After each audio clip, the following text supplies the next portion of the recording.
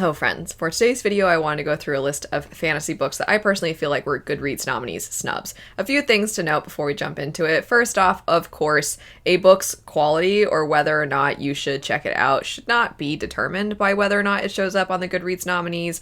We are all fully aware it's a popularity contest, and that kind of leads me into the second thing I wanted to note, which is that when I say snubs, I think typically we associate snubs with things that we fully anticipated to show up, but then didn't for whatever reason. But we expect the books that get nominated to be the ones that are exceptionally popular and that we think, hopefully anyway, are also really good.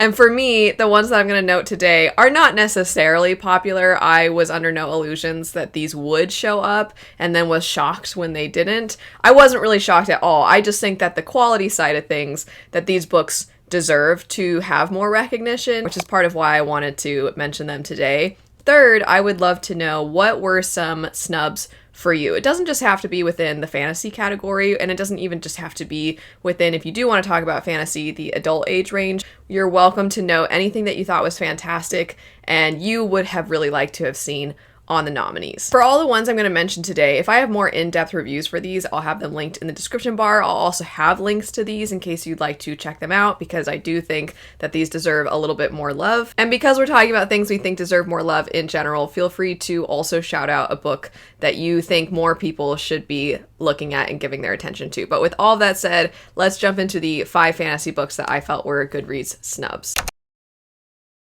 Unsurprising, I'm sure, if you saw my review for Talonsister, that I think its sequel Titanchild should have been a nominee. This was only a fantasy duology, and the second book technically came out in 2024, but within the time frame that is allowed for nominations.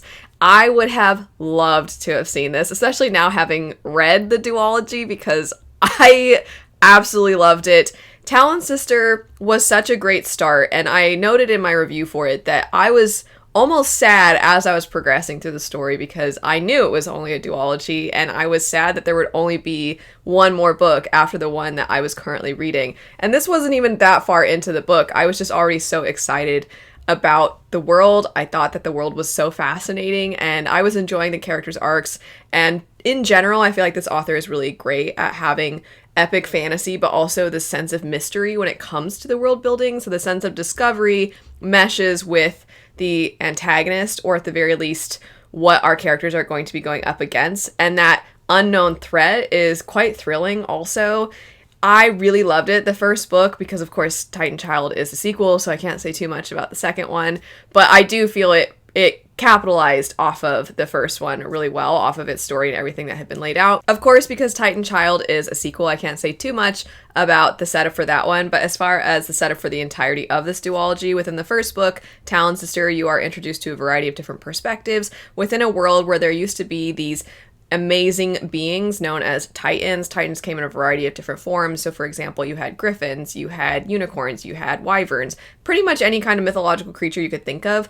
These were these massive beasts that existed within the world, but something has wiped out most of them, and now mankind has figured out a way to utilize Titan bones to enhance certain beings. One of our perspectives is actually one of these enhanced beings, which are known as heralds, and they have fought wars in the past and used these people as weapons, essentially. There are a few remaining Titans left, and then also the Imperium that uses the Titan bones to create these heralds. They want access to more so that they can maintain their hold on power, and as such, they are actually looking to try and find a new well of Titan bones, you could say.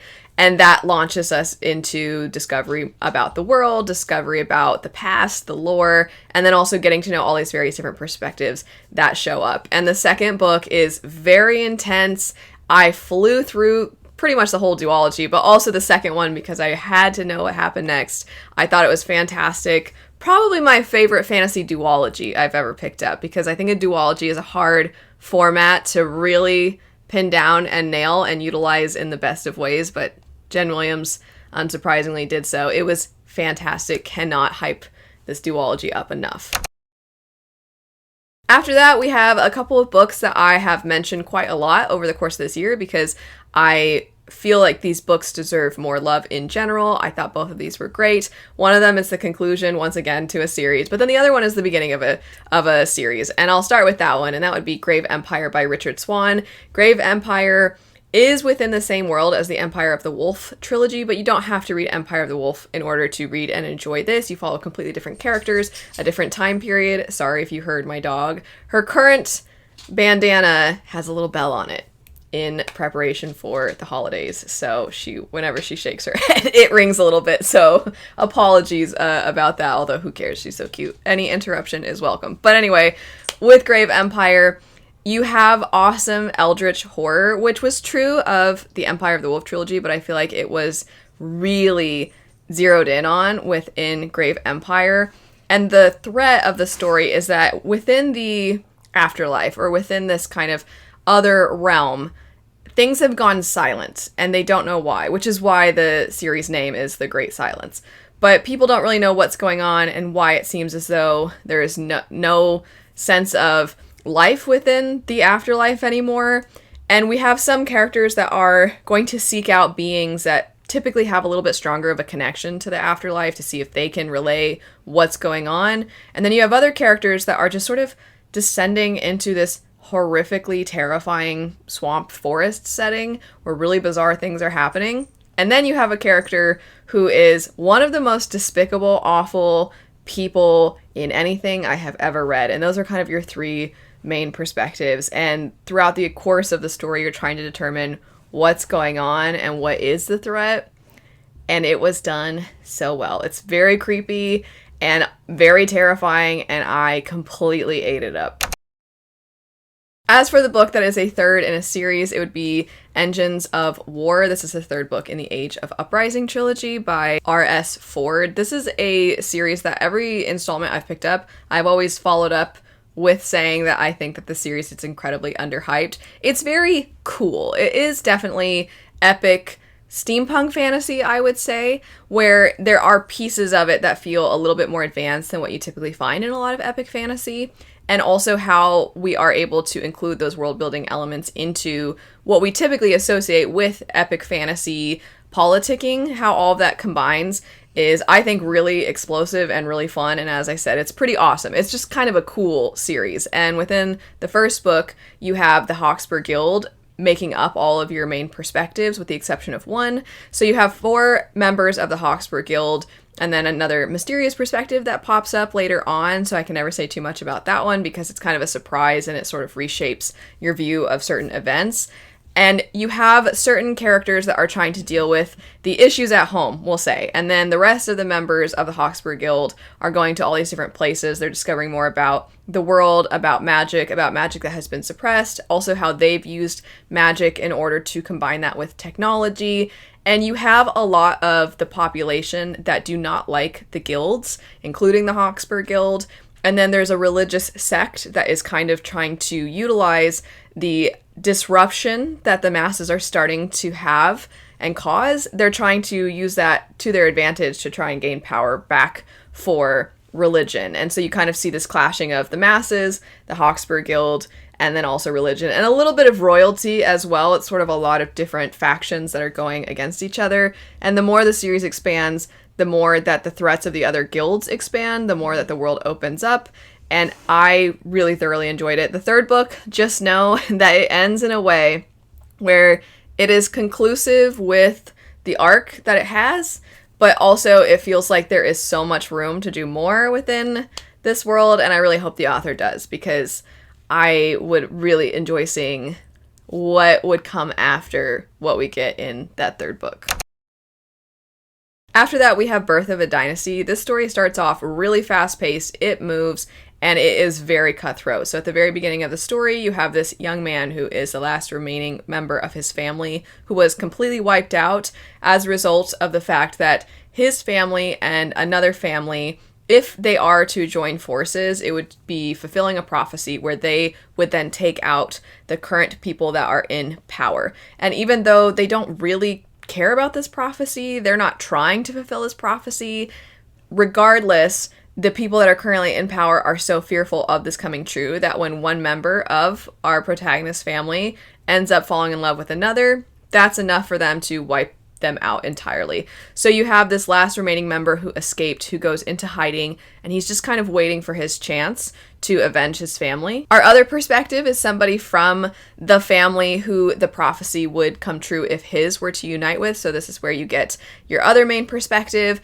And I've described it before as feeling like a nest of vipers, because in order to try and keep an eye on her, they literally decide they want her pretty much in their sights at all times, they being the people in power. So they bring her under their wings so that they can keep an eye on her, and the people at court are awful. The smallest thing that you say or that you do or the expression that you make can be used against you or can be used against people who are associated with you. So you have to try to outsmart everybody, outwit everybody, and you just constantly are kept on your toes. There's a lot more to do with the lore as well of these different families, and realizing that even though there are obvious antagonists for our main characters, that does not mean that there aren't people even within their side that are antagonistic in some way or borderline even villainous. And it's really interesting to discover more about not only their families, but the world as you progress through the story.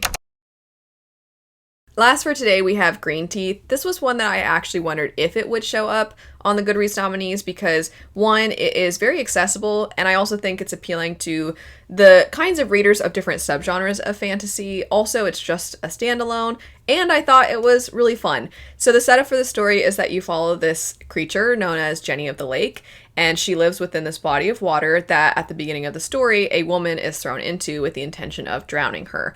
And Jenny rescues this woman and then decides, I really want to know what happened. Why did your village do this to you? And this poor woman is somebody who's a little bit more attuned to magic in a way that's very wholesome and pure. She mostly just uses it to try and help with things like crops or healing or things like that. But after this figure has come into her village and started to basically poison the minds of everyone in the village against her, then that's the reason they turned on her. And she just wants to get back to her children and her husband, and Jenny feels very moved by this, so she decides to stand alongside this human woman and go basically on a quest with her to try and rid this village of this evil force that has taken over and reunite this woman with her husband and children. And along the way, it just has such a classic fairy tale feel to it. It gets a lot bigger than you would expect when you first start it, and I really enjoyed the emphasis on friendship in this one. I thought that it was quite lovely. These were 5 of the books that I would have loved to have seen on the Goodreads nominees. Though I didn't necessarily expect them to show up, I would have been very pleasantly surprised if they had. Like I said at the beginning though, I would love to know what your Goodreads nominee snubs were, and if you are interested in any of these, as noted, I will have them in the description bar as well as any more in-depth reviews for them. But anyway, thanks so much for watching. I hope you have a great rest of your day, and I'll see you later. Bye.